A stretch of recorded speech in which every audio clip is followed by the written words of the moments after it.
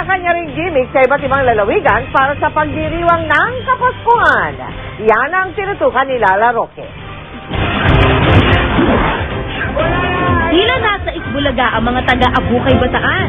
Feel na feel ang pagsembot at amula ang ala Pinoy henyo.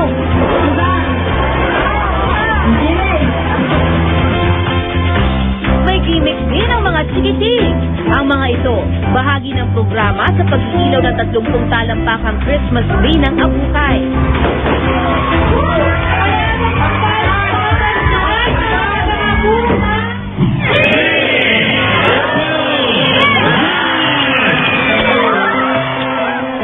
Kabigha-bighani rin ang giant Christmas tree sa Tanawan, Batangas. Kumpleto sa dekorasyong balls at angels. Ang buong Plaza Mabini namumutik-tik din sa mga Christmas display. Misulang Christmas Village naman ang park na ito sa Iriga City, Camarines Sur. May gimmick na bubbles para sa mga bata. May bumida ring mga prinsesa at mga bulilit na todo bigay sa pag-indak at pagkanta. At para Paskong Pasko, hindi siyempre mawawala ang bilin.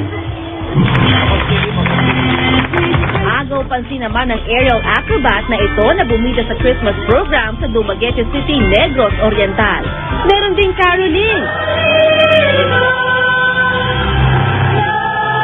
Highlight siyempre ang pag-iilaw sa Christmas tree na korteng gilid.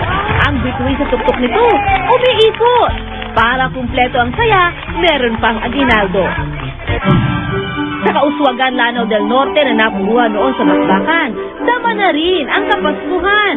Katuwang pa sa pagdiriwang ang mga Muslim. Hindi rin pauhuli ang mga taga Zamboanga City. Pabonggahan sa costume at caroling. Ang kanilang Christmas tree, 50 talampakan lang naman. Kaya nang ilawan,